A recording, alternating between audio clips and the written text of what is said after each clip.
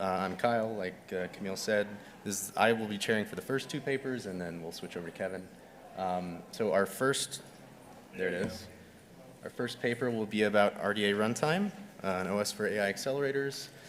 This is going to be given by Ben Glick at SambaNova Systems. So hopefully this will bring some of the conversation from earlier down to earth so we can actually hear about some actual OS stuff being done on accelerators. So I'll give the floor to Ben. Thanks, Kyle. So as he mentioned, I'm Ben. I'm an engineer in the operating systems group at SambaNova Systems. We build AI accelerators, and because of that, we also build operating systems for the AI accelerators. And I'm going to acknowledge up front that I'm really stretching the definition of the word operating system. So let's just have that be known. So today we're going to talk a little bit about what an RDU is and what the RDA is. I'll define those terms in a second. We're going to talk about related work, some inspiration we've taken from other system software projects, and then we're going to go through the architecture of our not an operating system, and then we're going to talk about scaling and how we achieve that. So first I want to say, what is an RDU? RDU stands for Reconfigurable Dataflow Unit. It's our SambaNova's AI accelerator. It's based on a CGRA architecture, so it's a little bit like an FPGA, but it's not programmable at the logic gate level. Instead, it's at the sort of instruction level. You can think of an RDU as a checkerboard of memory and compute resources. So we call the compute resources a pattern compute unit, PCU. The memory resources are pattern memory unit. And then on chip, we have a network that has vector and scalar forwarding capabilities, and the AGCUs at the edge of the chip facilitate access to off-chip memory and to other chips. So we have a sort of cross-chip fabric that you can use. I want to talk a little bit about programming the RDU. So this is a highly schematic diagram of how you might run an application, a really simple convolutional neural network on an RDU. So what you can see is instead of running a bunch of instructions, reconfiguring the chip, and then running a bunch of different instructions, launching a kernel, waiting, and then launching another kernel, we're actually going to use different pieces of that checkerboard all at once for different operations. So the first orange blob on the left, you've got one convolution layer, then you've got a pool, followed by another convolution layer, and so on. And what happens is the data streams out of memory. It gets stored in intermediate representations in the various PMUs, and the PCUs do things to it, and it physically flows across the chip, having stuff done to it. By the time you get to the end, it represents, your inference is done. You can use that vector as your output data. Really important thing to note is that the chip gets statically programmed. So after you launch after you use a compiler to map the model into this sort of spatial approach, and then you statically program it at runtime, and you execute the whole thing all at once. In theory, if you map your program well, you only have basically one kernel for your entire model. That doesn't always work out, but we try. Okay.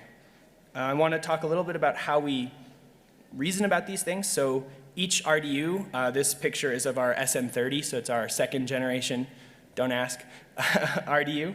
And it has 8 copies of this RDA, Reconfigurable Dataflow Architecture, on it. We call those a tile. Those are our sort of stamped out pieces of network and compute. Tiles are connected to each other by an on-chip network. And then within a system, which is the smallest thing you can buy, if you wanted to buy an RDU, you have to buy 8. You get 8 RDUs and 1 CPU host. And systems are connected to each other, or each chip within a system talks to each other over our own fabric. And across hosts, we do 400 gig Ethernet. I'm going to talk about some other system software that we've studied. So in this picture, I've drawn a really crude picture of the NVIDIA runtime stack and a slightly less crude picture of our RDA runtime application stack. I'm not going to talk in too much detail, but I want to call out 3 specific important differences that we've got here from the bottom up. So on the one hand, first is on the GPU side, there's a very tight coupling between accelerator firmware that's running in a CPU on the board or in the chip even. And on the RDA runtime side, just mostly due to hardware limitations, we don't really have that. So our system firmware is pretty limited to managing voltage and thermal. and not much else. So things that the NVIDIA stack might handle in firmware, we'd handle in either the kernel space or in our system services component that we're going to talk about in a minute. Next, I want to call attention to this choice about NVIDIA presenting a GPU as a single GPU. So you'll plug in a bunch of GPUs to your system. You'll get /dev/GPU 1, 2, 3, 4, et cetera. We don't do that. So we present all RDUs within a system as /dev/RDU. And then we provide system software abstractions to let you use the one you want, or we choose for you by default. So that goes back to something some of the panelists were talking about, the sort of batteries included user versus user knows best model. So we definitely think that most users in the AI space are kind of naive-ish and just want to run something, and they'll let us choose their physical hardware for them. That's worked pretty well for us. And then finally, I want to talk about the top level. So CUDA has these very general purpose ways to launch kernels and get and malloc, memcopy, stuff like that. Our runtime stack is much more specific, and that's because our sort of shim layer between PyTorch and our system software is very tightly coupled to the way you write applications for an RDU. And so we don't really have that general purpose. It's really just for the way we do PyTorch is what we have today. The other important type of related work to talk about is this OS bypass or kernel bypass concept. Things like DPDK and other networking drivers have really gotten this right. So the key here is that the kernel is too slow, and threads in the kernel take a long time to respond to things. So let's just map them into user space, let the user space process handle it directly. So we've sort of done that, except for a few things. So we do have a kernel driver, which is responsible for everything privileged, and anything shared. So think interrupt handling, access to, requesting new I/O memory resources, stuff like that where it's potentially shared across many processes. And what we do is at setup time, we have a low latency create where we map resources into the application's user space and give the application the ability to have low latency accesses to the hardware. But we still maintain the security concepts. Okay, moving on to the architecture. So from the user's perspective, you come in with a PyTorch graph. You hand the PyTorch graph to our SambaFlow Python SDK. We sometimes just call it Samba. And Samba, you've written your code with some Samba instructions. It looks a little bit different than PyTorch code, but very similar. You hand that over to our compiler. That comes back to you with what's called a PEF, plasticine executable format. Plasticine is another name for the RDA. The PEF specifies what happens on the RDU. So we have these blobs of software, binary blobs that represent what's running on the RDU. And we have Python code in Samba that conveys to runtime what you want to do with the CPU. And so then runtime is responsible for orchestrating the data movement, graph execution, hardware setup, any communication, memory management, stuff like that. So the runtime stack is broken up into three main components. First, we have the application stack. That is a collection of various hardware and software abstractions, along with a hopefully useful front-end set of APIs for things like run this program, get this memory, set this memory. And then also our own collective communication library, which is used for software-initiated data movement.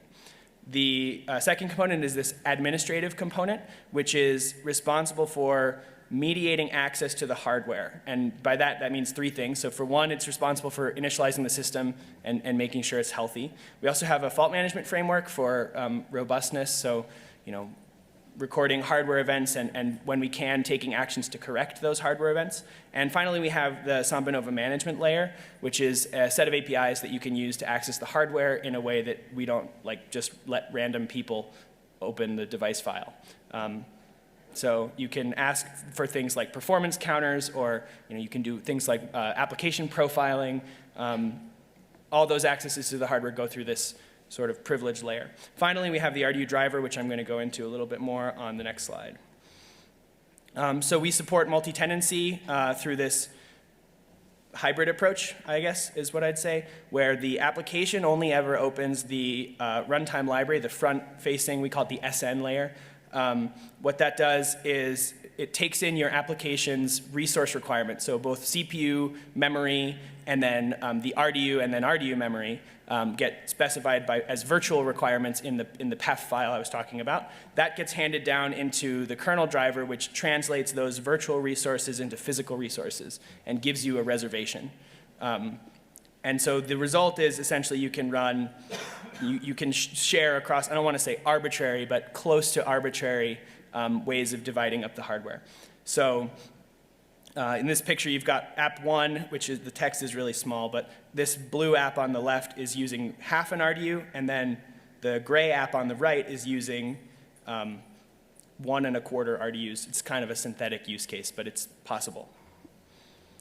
Okay, I want to talk about scaling now. So we have 2 main ways of scaling, and these are terms that are going to make some sense, but I want to define them really specifically for our use case. So we have data parallelism, and in data parallelism on the RDU, and in ML in general, but especially on the RDU, I mean very specifically, you have a whole bunch of one-chip applications or one group of chip applications that all do their forward and backward sections independent of each other, entirely independent of each other on different sections of your training data. Then they do a gradient sync so that they're all sort of sharing progress, and then they all go back to running independently. So the thing that's really nice about this, it's for training only because it uses the concept of mini batches to do the parallelism. But the thing that's really nice about this is that the communication is really limited in scope. It only does gradient sync. So it lets us be more simple about how we orchestrate that communication. And the communication here is all initiated by software. So it's runtime gets to the end of what you call a section. In this case, it's the end of the backward section. And it says, OK, everybody do an all reduce and share those gradients so that we can exploit each other's progress. And then you go back to independent operation mode. So really limited in scope of the communication.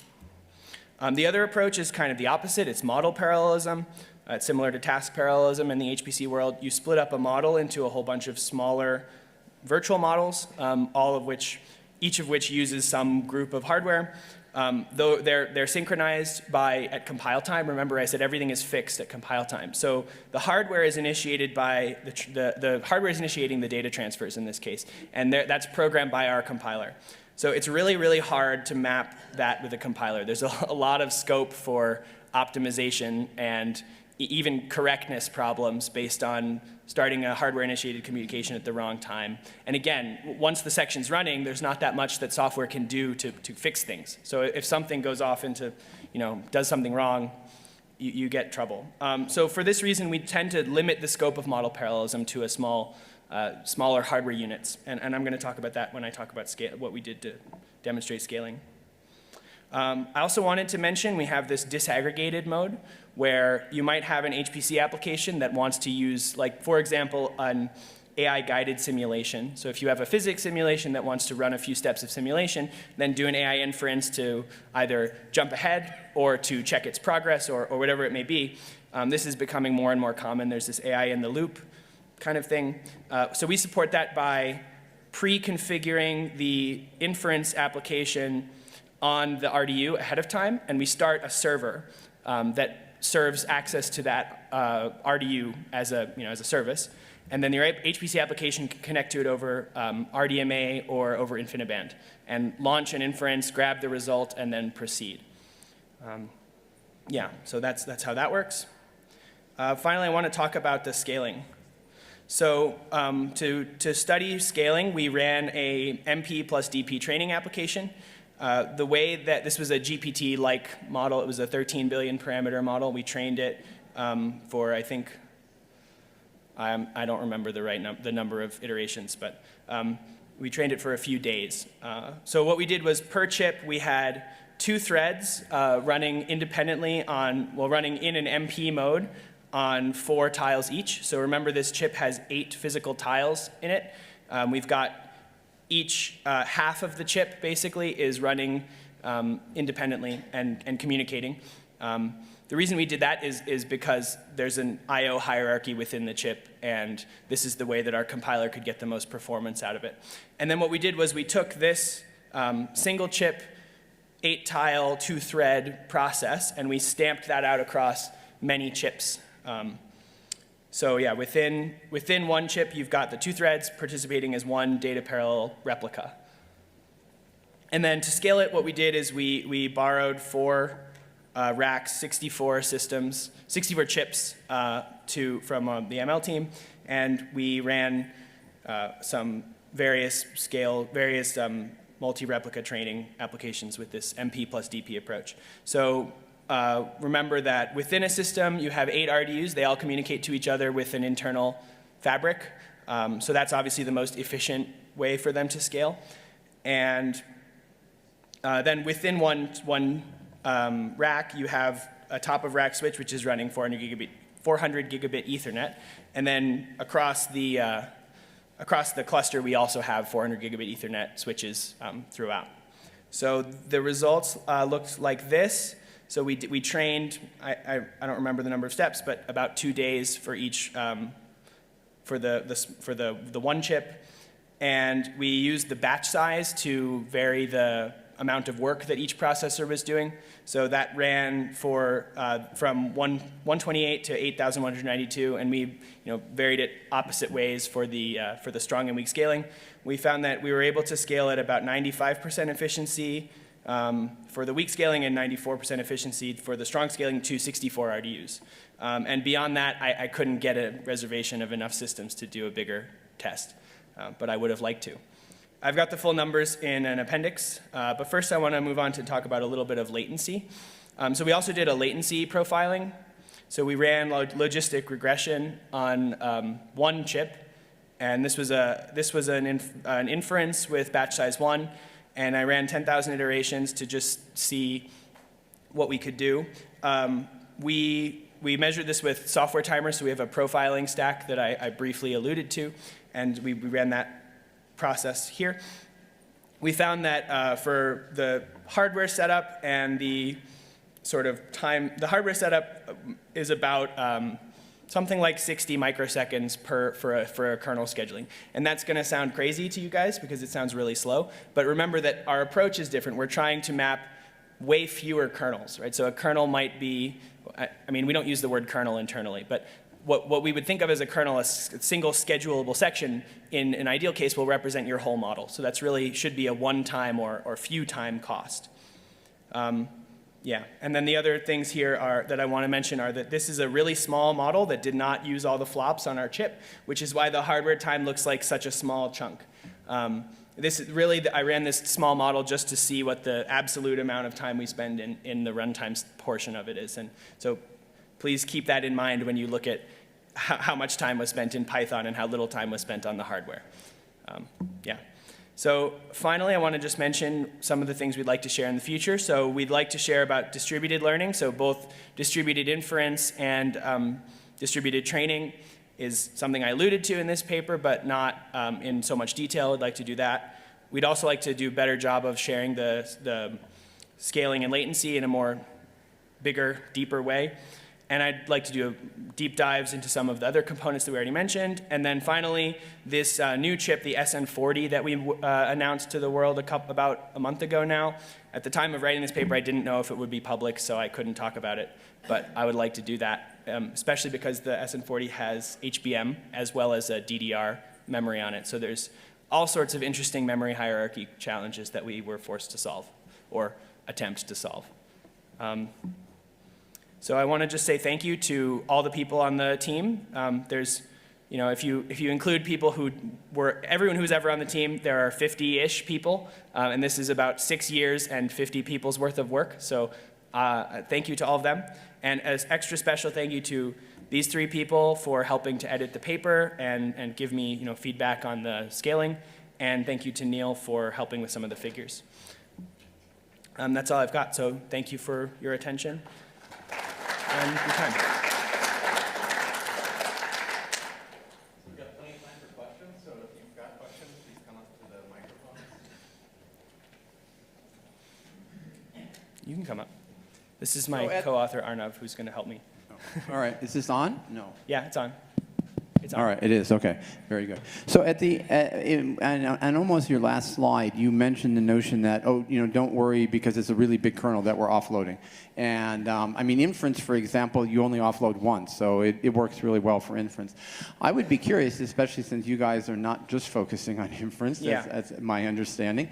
You're focusing on training. Where do you see future training go? And this is truly a question. I've had lots of people putting bugs in my ears telling me, future training may look more like HPC, where it isn't just one big chunk of stuff that you can offload to the quote accelerator, but that they're going to want to run pieces on the the quote the CPU or the serial optimized processor. So what are your users telling you, and what do you see the future looking like in terms of still being able to follow that model? Yeah, so I think that's true. So number one, we don't just focus on inference, thanks. And so I think that that's true. I think that our users are really more interested in how can we run almost everything on the accelerator, because the accelerator is a clump of transistors that's really good at this data flow approach. And so I think the thing that is the biggest challenge for us is getting the data to the accelerator.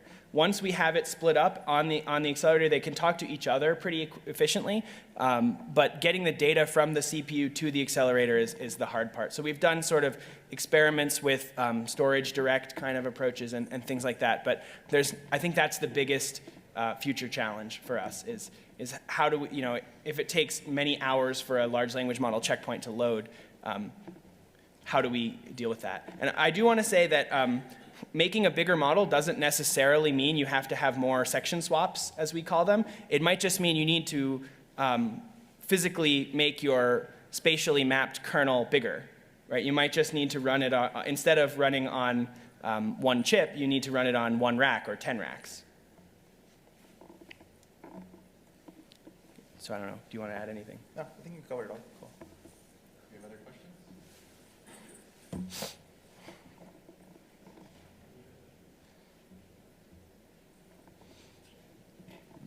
Nice work. I just want to get a bit of clarification. So let's say I'm Linux, and I want to just, as myself, not through any application, but I want to reconfigure the RDU. Is that, do you provide a clean interface for the operating system itself to reconfigure the RDU on the fly? So every time you launch a process, you're reconfiguring the RDU. So the compiler the way that the compiler encodes the executable, it gives us what we call a bit file, which that word means something to FPGA people, but it's essentially a programming of every reconfiguration register on the RDU. And so every time you launch the process, part of that is reconfiguring it to match what you want it to do. And that's kind of why the section swap time is higher than in a in a GPU. Yeah, and you can just use this one. Yeah, and if I may add, I mean, there are APIs that we provide to be able to, as Ben mentioned in the high-level components slide, that there are APIs we provide from a runtime perspective to be able to, create a session or take in a PEF file, which will configure the compute memory and I/O resources, and then being able to move the data from the host to the RDU memory and back, and then being able to schedule the kernels or the graphs essentially on the RDU. So there are runtime APIs that we provide, the front-end APIs, and we provide them in 3 languages, Python, C, and C++, so that if you have low latency applications that you don't want to have all the Python overhead that we looked at in the latency overview slide, you can avoid all of that. You can use the C++ APIs for it. We know the HPC and the ML community love using low-level APIs as well. So we do offer that level of flexibility with our front-end APIs for RDARuntime. And there's one thing I want to add as well is we have a hardware feature that lets us chain up a whole bunch of these kernels. And so then you can offload all of the section swap programming, which involves multiple PCIe round trips back to and from the CPU. We can offload that to the RDU by basically make the first setup a little worse in exchange for making all the subsequent kernel schedules faster. I think we probably have time for one more question.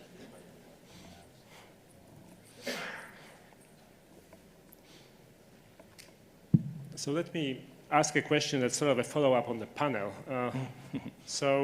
What are the opportunities for independent OSR researchers here in this room to do that independent OSR research work on your platform? You just mentioned that there are some APIs for memory allocation and so on. Do you want to say something more about that? Like, what are the opportunities and limitations? Yeah, so I think the limitations are mostly corporate in nature, is the nice way to say it. And like, I would really, really love to go up here and just say, here's my GitHub repo, everybody go look at it. The lawyers won't let me do that. I think we've had a really good collaboration with some of the labs. A lot of the labs have given us really great feedback in terms, so we've done some projects on expanding how we plug into Slurm and other schedulers. I think the labs have helped us write some of that code, not code that's in our code base, but code that interacts with that management library that I was telling you guys about, SNML. So that's public. You know, our documentation is public. But I think because we're sort of a corporate-focused business right now, that is the big limitation in terms of how to open this up for research uses. What's the point of contact someone might make to express interest so that you could... Oh yeah, so the question is, who is the point of contact that you would request features from or request access from? And the person would probably be Jennifer Glore, who will be at our booth, by the way. She's the VP of Public Sector something. I don't remember her title, I'm sorry. But she'll be at our booth, you can ask her, and I can get you in touch with people who are the right people to ask. If I may add, I mean, the slide on the disaggregated RDUs, the remote execution, actually came out of work we did with Lawrence Livermore. So they actually had a use case for the in-the-loop simulation where they want to be able to do a low latency AI prediction on an accelerator while they're running the physics simulations on their supercomputers. And so we gave them, through engagement, a client-server architecture that can allow them to offload these ML tasks and use networking like RDMA so that we can avoid any of the memory copy latencies that come in. And so that some of the stuff we talked about with kernel bypass also comes into play. And with the task server that's running on the RDU, we actually expose pieces of the memory. So there is some research and some papers also published about it. We can share that after the presentation as well. Yeah, and just one last thing is that when we talk about the Ethernet, the beyond one chip, beyond one system level of things, that is speaking standard RDMA. So there's an opportunity to interact with it that way. Yeah. Let's thank our speaker. Thank you.